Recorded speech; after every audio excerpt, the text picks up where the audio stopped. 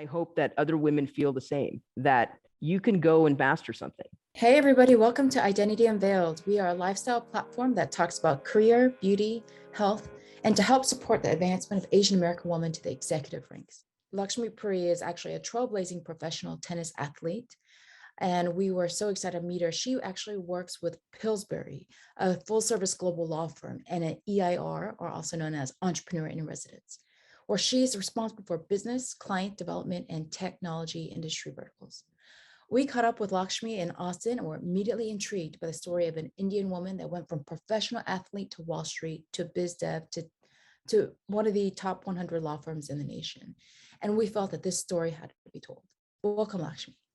Thank you so much. It's a great honor for me to be here. And I really enjoyed meeting both of you, Shweta and Diane. So thank you for having me. So Lakshmi, let's just get right to it. Tell us a little bit about your childhood backstory. Sure. I mean, like a lot of Indian Americans, my parents came here in the 70s. I was about 3 years old. I have one older brother in the physician wave that happened. And we first lived in Chicago, but then we quickly moved to California after a couple of years. My father just wanted us to try things that he couldn't do when he was younger. And a big part of that, was sports, because he was such a sports fan. He loved watching tennis when he could. I don't think he had a TV in his house, but he saw it at his uncle's police station. His uncle was a police officer, so he would go to the station, and on the TV once in a while there would be tennis, because there's some history in India with tennis. Of course, it's a big cricket nation, but a couple of other sports also, have a lot of history there. And he thought, wow, maybe my kids could play one day. So when we came to this country, we moved to Merced, California, which is a small farming town in Northern California. And we started taking lessons as a family just to, again, try out the sport. Of course, my brother and I did a ton of other things, other sports, music, things of that nature. And of course, education was always number one, as a lot of the Asian and Indian immigrants know.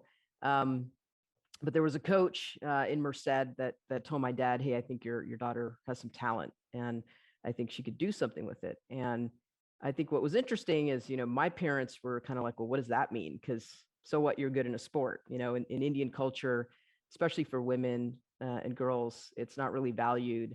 The utility is not really, seen and understood. And again, it was very, my dad was like any other immigrant, very education centric. But the coach kept on bugging him and basically said, look, I think she has some talent. I think you need to, you should try and pursue it. And my dad, the way my dad tells the story is, he basically said, well, what does that mean? And the coach said, well, you need to get out of Merced because it's too small. There's not the infrastructure or competition here, and you need to move to Southern California because that's where the best tennis players are in the country. And I actually grew up, we subsequently moved, believe it or not, to a town called Upland, and then Claremont, which is home of the Claremont colleges, for those of you out there that are familiar with the colleges. And I started taking tennis lessons and, started playing tournaments and doing well. And I guess the rest is history. But it was really sort of, crazy how that whole sort of scenario happened. My mom ended up getting a residency at USC. So, kind of worked out for the family as well. Was that hard though, to convince your parents to, emphasize sports, even given the pressures of Indian parents put on academics? I mean, it sounds like some scout said, hey, this person's got a lot of real talent. And then was it just kind of like a smooth, like, what was that point in transition where you're this young kid and you're like, hey, yeah, I'm going to start sending my daughter to all these tournaments. I mean, was that a lot of pressure? Sure. I mean, it was a lot of pressure. I don't think my parents never de-emphasized education because of the sport. And I think maybe over time, it grew too much, frankly, for me, because of course, academics are hard, but sports is very hard too. And to excel in both, I think is extremely difficult. It was then, and I think it is today, and maybe even harder today because the competition has gone up so much on both sides. So there was never necessarily an overt kind of like, hey, we're going to push you now in tennis. it was just one of those typical, again, Asian and Indian American things where it's like, well, whatever you do, you better be really good kind of thing. Yeah. Right. Right. And so, you know, I think I got I got away with a lot when I was younger in terms of just being talented physically. And so I didn't practice as much. I never went to an academy. You know, I had a coach, maybe took a lesson once a week, played a lot with my brother and his friends, which was great because they were all bigger and stronger than me and really helped me improve. I'm a big fan of girls and boys competing against each other in the development stage, especially. I think it helps both sides for many reasons. And so there wasn't really that much structure per se, right? Yeah. I mean, today you have a society where everything is, I got to send my kid to this, and by age 7 they need to do this, and by age 12, and there's a certain path. Although I think COVID has sort of put that scenario, or sort of blown up that scenario a little bit, the linear path. But I think my parents, again, didn't know anything, because I don't think they knew until I was a teenager, oh, you can get a college scholarship, right? It just wasn't a known fact in the Indian community. And if it was known, nobody cared. There weren't many Indian people or brown people playing tennis, you know, right, in the sport at the time. So, yeah. That's right. And I think, you know, again, education was still very much emphasized, and the utility of a sport was not recognized. You know, the confidence building, the right, team building skills. I mean, all that kind of stuff that American culture knows well and has fostered very well. You know, nobody really cared, and especially in the 80s for girls. I mean, I got to really hand it to my dad, especially, and my mom as well, for letting me play, because I think Indians have always been talented in sports, but culturally it was not encouraged. And I know, you know, many of my friends that were non-tennis players or just not in sports were good athletes, but they just never, you know, were encouraged. So I think you would have seen a different story. I think with future generations like my daughter, you know, of course, there's a lot more risk taking. And, you know, of course, we emphasize education still, but there's a lot more of, hey, if you want to try something, whatever it is, sports, dance, music, go for it. Because, you know, the big difference is our parents didn't have that financial stability when they came here. And their sort of primary goal was to make sure we survived, right? And the right, number one way to do that was education. We, you know, all of us, our generation, we have, because of our parents, been able to sort of build wealth. And so that allows our kids to take more risk if they want. And, you know, sometimes I sort of, my daughter and I talk about what are some of the possible things she can do and pursue. I always try to encourage her to do something different, because she has that opportunity, not only opportunity, but opportunity to fail, right? And she can do something, try something, and it may not work out, and she can always go back to being sort of the normal course of what the Indian and Asian community has become in terms of professionals, right? And so so I think you're going to see a lot more of that, and consequently, I think you're going to see a lot more athletes, you know, in other professions in our community. You know, it's lonely at the top, Lakshmi, and so what I hear is that a lot of what you're saying is really, there are so many areas to really impact your kid at such a young developmental age. And actually, Lakshmi, I heard that at age 14 you won the Grand Slams, I believe. The Orange Bowl, beating Monica Seles. Yeah, it wasn't a Grand Slam. It was a junior tournament called the Orange Bowl, and it is a, you know, very prestigious international junior tournament. I mean, gosh, if I'd win a Grand Slam when I was 14, that would be pretty incredible. But you bring up a good point of being lonely at the top. You know, and especially in a sport like tennis, where it's an individual sport. I remember, and gosh, I don't even know if I let my kid do this, but I remember going to tournaments alone when I was 11, 12 years old. And you would house with a family there that the tournament, you know, knew. And you'd get off the plane and they'd hold up a sign and it would say, you know, Laxmi, my name, or their name. And when I got to the family's house, I had to call my parents collect and, you know, say, hey, I'm here safe. So, you know, my parents were full-time physicians, so they couldn't travel with me as much as, especially to national tournaments, local tournaments they could. My dad basically drove me everywhere.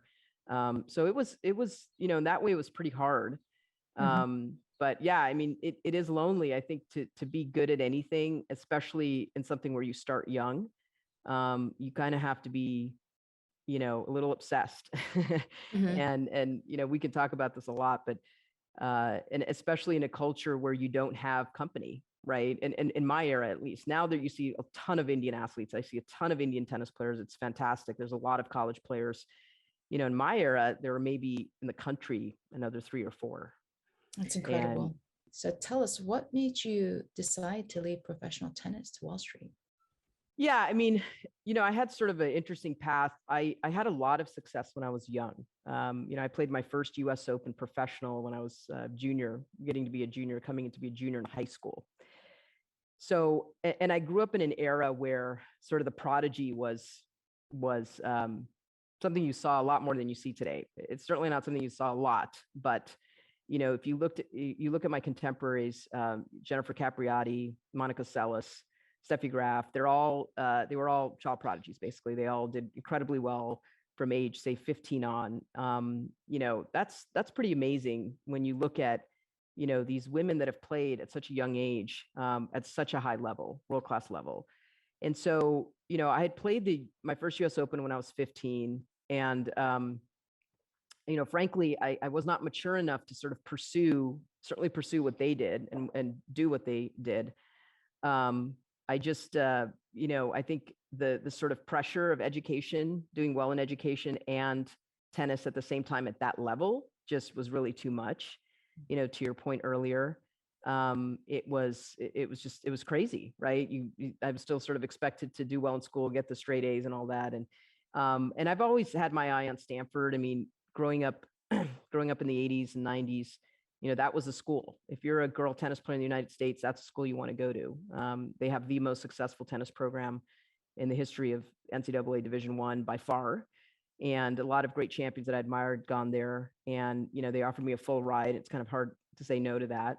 Of course, there are a lot of other great schools. The Pac-12 really dominated, I think, tennis. And Florida was also excellent, University of Florida at that time. But, my decision to go was really, hey, I wasn't really comfortable turning pro, to be honest. I felt like I was failing at something because I wasn't going to have my education.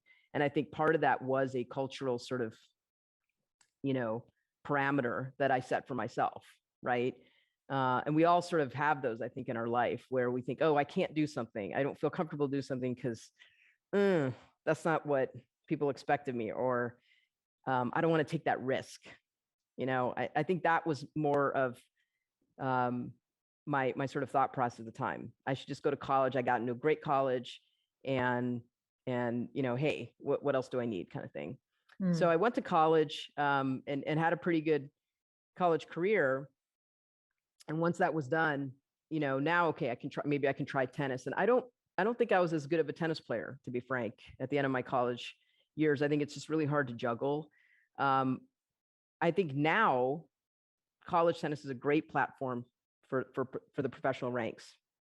Back then, I think it was a little different. And back then, what people did is they either turned pro or they went to college. There weren't as many people that played after college.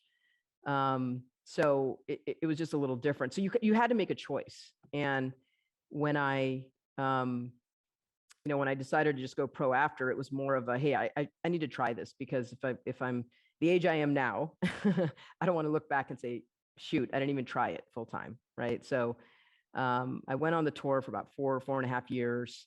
Didn't do as well as I wanted, and it was a lonely life, and I kind of just felt, I didn't know if I could do better than I was doing, just because I think, frankly, I was probably burnt out. And I missed just being home, and I wanted a little more stability. So all those factors also played a role of me going, to business school. And the funny thing there is, when I came back, my parents are like, you need to get married or you need to go to grad school. So I said, okay, I'm going to go to grad school. I don't want to get married yet. So I went to grad school. And then from then on, I got a job at, in Wall Street. And, typical to what a lot of people say, a lot of the sort of skill sets and mindsets translate to Wall Street as an athlete. The sort of intense competitiveness, the sort of execution oriented mindset where you just get things done. You fight through things, you work incredibly hard, you have physical stamina, all those things really played a role in sort of not just going into that profession, but also, you know, succeeding and trying to succeed as well. So today your career is focused on, building relationships to help companies in the technology startup space. And I remember when we met, you said to me that you love talking sports, that you could just talk sports all day. And one of the reasons that we do this show is to help advance Asian American women onto that executive platform. And so one of the things that, like I remember it was Inder Nuri that said that when she came here she had to learn football or I forget which is football or soccer, I can't remember if maybe it's baseball, just so that she could have and relate to the boys' conversation that was taking place at the table. So I'm curious, do you feel like sports has kind of given you that edge in building those relationships at work with other leaders? Absolutely. Frankly, and this has been true my entire sort of career post tennis. The first question I have always gotten on interviews, wow, you played at the US Open, or wow, you got to play Monica Seles, or whatever it is. And, sports is so revered in this country, right? Culturally revered. And it's been such an integral part of advancement in this country socially. You talk about civil rights, you talk about women's rights, equal pay, the soccer news that just came out where, I think it's the bonus structure will be paid equally now between men and women, which is about time, right? So I think it's a reflection of our society and where we want to be. And it's a great meritocracy. And I think that's why this country loves it so much, because, when someone's winning or when someone wins, that's because, they're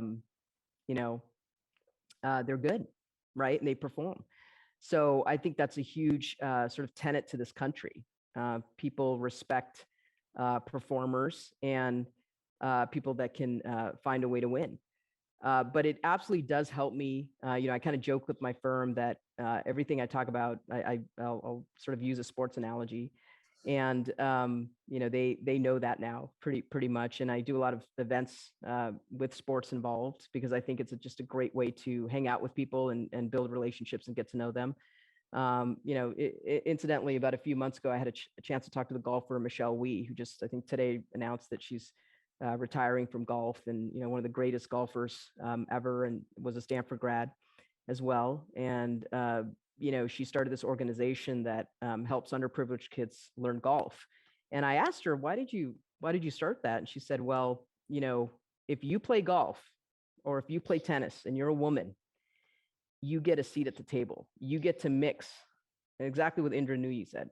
You get to mix with the executives. You get to be in front of leadership, right? And it's because you play golf, And she's 100% correct. It does open doors, and again, it's just something that's so culturally revered that it's a very useful tool. Now, I have a huge passion for it, so I can talk about any sport because I really what makes it so beautiful to me is the fascination with why is someone good, what makes them good. I can analyze any sport. I just love to watch great athletes. I don't care what sport it is. I'm a huge fan of, say, the Indian field hockey team because I think they're just beautiful to watch. And that's something that, field hockey in this country is more than half the country doesn't even know what that sport is, right? In this country, at least. But I just have this, huge fascination with the beauty in sports. And it is a great conversation maker, remembering plays or watching, surprising athletes come through, like you see this kid Alcaraz now in Spain that's just crushing everyone on the men's side. So it's just, again, I think a great tool to interact with other people. And if I was in India in the 80s, nobody would have cared except for cricket. And so I encourage, especially young girls, to participate in sports. Not to play in college or to be pro, but just to build those social skills, to build that confidence, to know how to work on a team, and to learn strategy, because in teams you have to have strategy, right? These are all sort of basic building blocks for any career. What do you feel though has been, because you're in the field of developing relationships. I mean, that's kind of what you're doing day Yeah. in, day out. So what do you feel has kind of been the biggest challenge in connecting with others? I mean, I think, by nature, all of us are sort of biased, right, towards certain people. Um, and I'll use women as an example. I think one of the reasons why we haven't gotten to the places where we should be, or it's maybe harder, um, is frankly we don't. I don't think we give each other business enough. I don't think we evangelize or be advocates for each other enough. And I think we talked about that when I first met you, which is, I've had friends say that are in leadership positions on Wall Street, women that say, the guys hang out after work. Why don't women do that? And of course, a lot of it is because we do have domestic duties that we take upon ourselves or take more seriously and or are just given, right, or expected to do. But and I don't think we've gotten to the point where we're not gonna do those things, right? Because we have some guilt around that, and we enjoy it. I mean, I love being a mom. I absolutely love being a mom. It's the greatest thing, 100 times the greatest thing ever in my life. So I think that's part of it. But I also think, my daughter came home the other day and said something interesting, and it's sort of that, theme of the girl of the movie Mean Girls. And she asked me, she goes, "Why are girls so mean to each other?" And I kind of think, and I don't know the answer to that, but I kind of think there's something there about the camaraderie that we don't have as much as I think our counterparts do on the male side. And I think sports is one of those things that can break through that, right? Because I'll tell you, like my daughter's best friends are, other female athletes or people on her lacrosse team. And I think, you know, she not only respects them and she likes them as people, but I think because they strive towards something together, she feels a camaraderie there, right? And I think that's hard to achieve. I think that's hard to achieve, especially with someone different than you. I mean, I think, human nature is you sort of gravitate towards what you're familiar with. And the thing about something like sports or something like music is you already have that shared experience. And it's not necessarily a ethnic or a language, or it's just playing, right? So I think, I hope more women get into sports for that reason, so they can have that camaraderie and they can interact with each other, even though they're from different backgrounds or whatever. Well, it almost sounds like in some ways sports has kind of superseded your ability to, superseded kind of the race or the gender aspect of the way that you connect and build relationships with others. It's kind of like this universal language, if you will. That's Absolutely. I mean, crazy. absolutely. I have men ask me all the time to play, right? And they don't care that I'm a woman. They want to play with someone that's good, or someone that, can hit to a certain level, and they could care less. And they look at my ability, right? And I think that's a beautiful thing, right? They're not judging me by anything else except, hey, you can do this, and this is a fun way to interact with another human being. And so, and I do think, I mean, I'm sure there's a PhD thesis written about this somewhere, but I do think that, when you look at, cultures where sports is very high up in terms of the respect it has, you probably see a more equitable sort of, society, right? Versus countries where sports is not, especially for women, not encouraged or not even thought about. And we haven't even talked about your career, Lakshmi. So, on your LinkedIn, you could see the progression of you always being number one, you being the trailblazer from that tennis player at a young age, consistently performing, as you mentioned, throughout your career. And tell us why and I see this big turn into from Wall Street to angel investing. Where were you going with that? And how are you here today as an EIR? Yeah, I never thought to be frank, it's one of those things where when you're younger and you're studying something, you're in college, and people say, "Oh, you may angel invest, or you may be an EIR in a law firm." I mean, that's certainly not the first thing that popped in my head. I thought I was going to go into medicine, like most Indians, and my parents are physicians. My brother's a physician, or law or something, being a lawyer, and I'm not a lawyer at the law firm. I think, for me, I just love learning about new technologies, different companies. The companies I help, they're mostly early stage. So a lot of times investors evaluate those companies based on the people, right? And there's a lot of similarities between great athletes and great entrepreneurs, right? It's that never die attitude, that, what I think is the most underrated quality, which is just, intensity, right? And there's another word that I'm looking for and I can't think of it now, but it's just the willingness to do what it takes.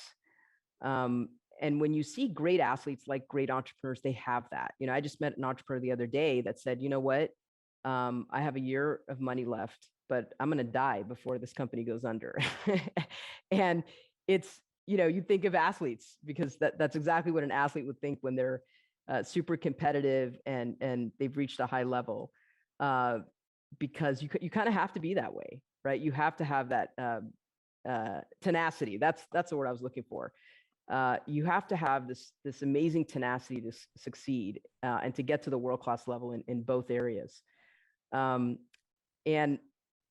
the angel investing sort of came about haphazardly. I met a few companies just by chance, and got sort of got involved with them just because they were friends of friends or whatever. You guys know how that is, and being especially in the Bay Area, you meet so many people that are starting companies or say, hey, I have a friend starting this and this is a great idea. And so it wasn't something that we planned per se.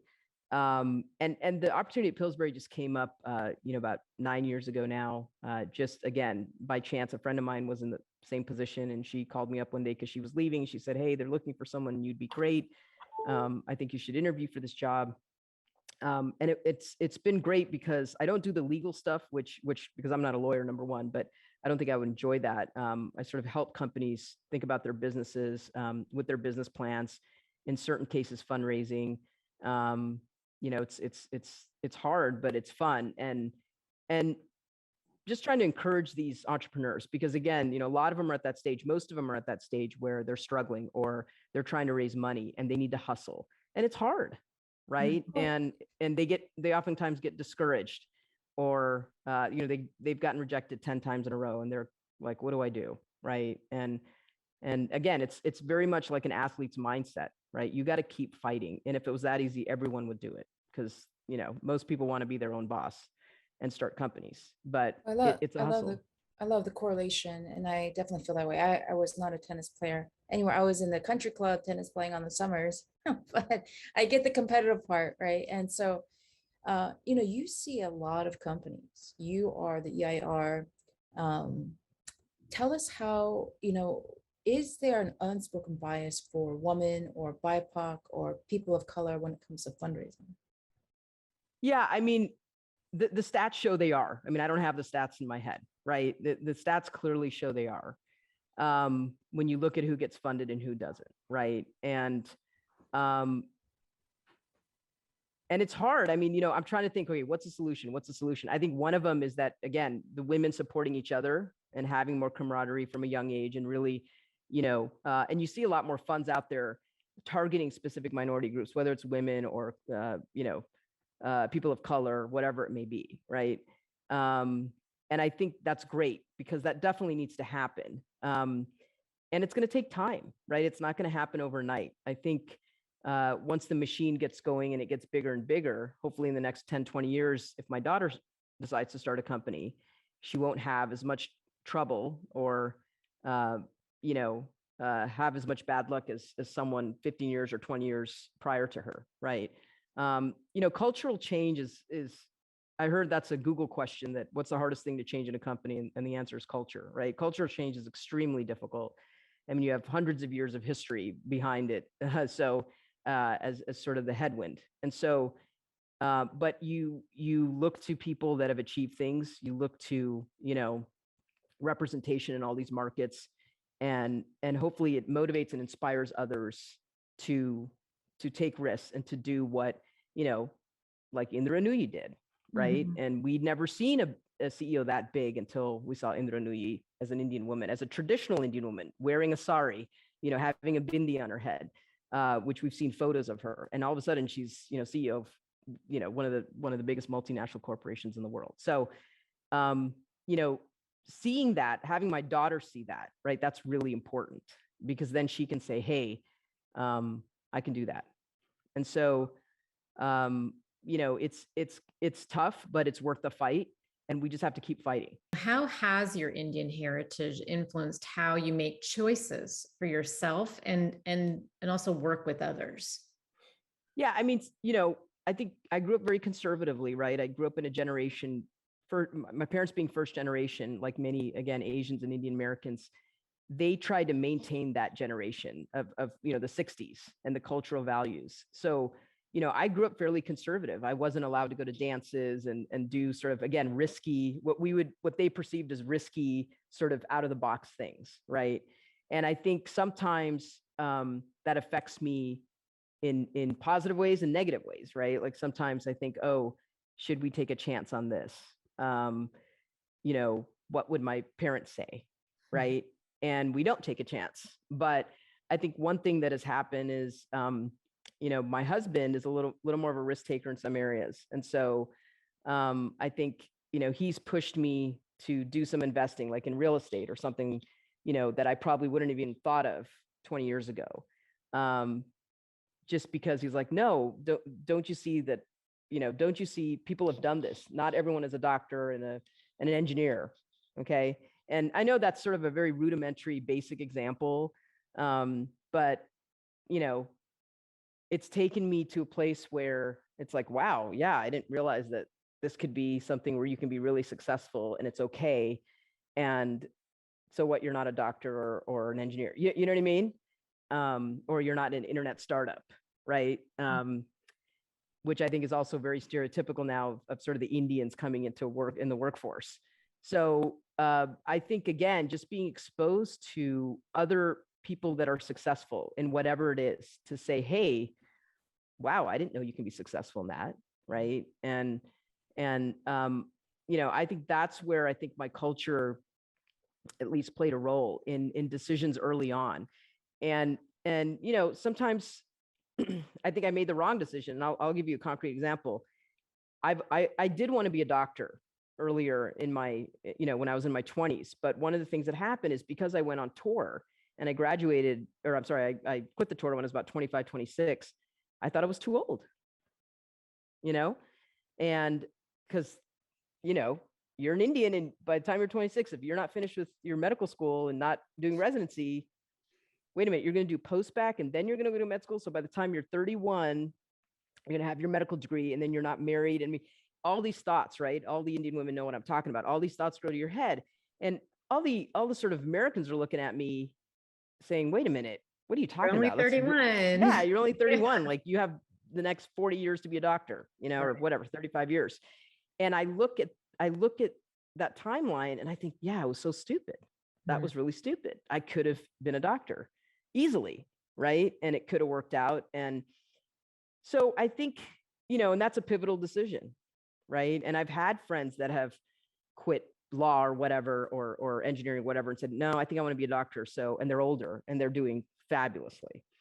And I think that's the thing. I think, you know, in our Indian culture, much like the Asian culture, our parents laid out a very linear path of how things are supposed to happen. Like, you're going to do this, then you're going to do this, then you're going to get married, then you're going to have kids, and then you're going to have to do X, Y, and Z. And what I've realized, you know, now is in what will be my 50th birthday in November, is life is not like that. It's not linear. I think, you know, the pandemic, certainly all the sort of crazy things happening around us, the war, you know, a lot of headwinds with the economy is really is showing that as well. I think the pandemic was a huge thing for that, where, you know, as a typical example, you see all these kids, poor kids that work so hard to get in these colleges, and they did everything right in that linear fashion, right? They checked off all the boxes, and they're not getting into the schools because of, you know, all these effects of the pandemic, COVID happening, and rolling admissions. And you're seeing it happen in college sports, right? Recruiting is a lot harder. So I think going forward, the best leaders are going to be able to adapt to things like that, because I do think more and more things like that will happen, right? Everyone says, wow, we're likely going to have another pandemic at some point. We don't know when. that dives right into my next and actually last question is, you have ingrained with you at such a young age, a competitor, a title holder, and you are an athlete, right? And still today, that athlete turns into incredible qualities that actually the women out there, they want to know, they're listening. How do you brush things off? Women tend to be really hard on themselves, Yes. but you see entrepreneurs face to face as an EIR, time after time taking hits. How do you handle it? I personally, and you're absolutely right. I think women and girls, they always feel like they need to be perfect. And certainly I think in our cultures, it's even more prevalent because we are defined by these very specific roles, at least in our generation, right? I hope our daughters grow up differently. And so I think anything outside those boxes or those lines becomes uncomfortable.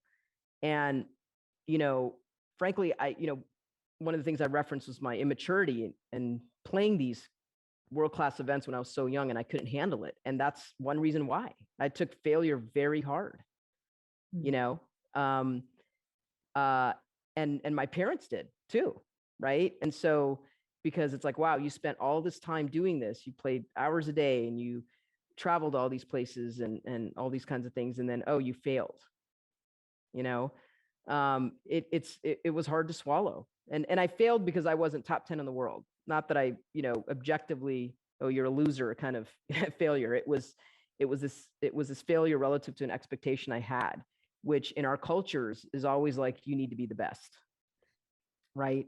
And that's what I was saying earlier, is to achieve that in two things is extraordinarily hard. And you're seeing some of the effects that are playing out in society. You see, unfortunately, kids committing suicide, that are extremely high achievers, that just are like, okay, I can't do this anymore, and putting themselves sort of in a box because they think society says you need to do this or you need to be this successful. I think, you're absolutely right. With women, again, that strive for perfection always, whether it's how you look, how you're performing at your job. A lot of, hey, I need to do twice as good as someone else because otherwise I won't get noticed. Those kinds of feelings. It's real. I think a lot of women feel like that. And like I said before, I mean, we just got to keep fighting. And it's not going to be an easy sort of short change or quick change. And we have to be evangelists for each other. Again, I don't see that sort of evangelism as much as I'd like to, right? And that, advocacy, that's the word I'm looking for, to say, hey, this person's really good. So thank you again, Laxmi, for joining us today and sharing your incredible journey. We are so excited. You have so much wisdom. So check us out. Again, everyone, on IG, TikTok, LinkedIn, on our website, identityveil.com. And we're so excited to have Laxmi today. See you next time.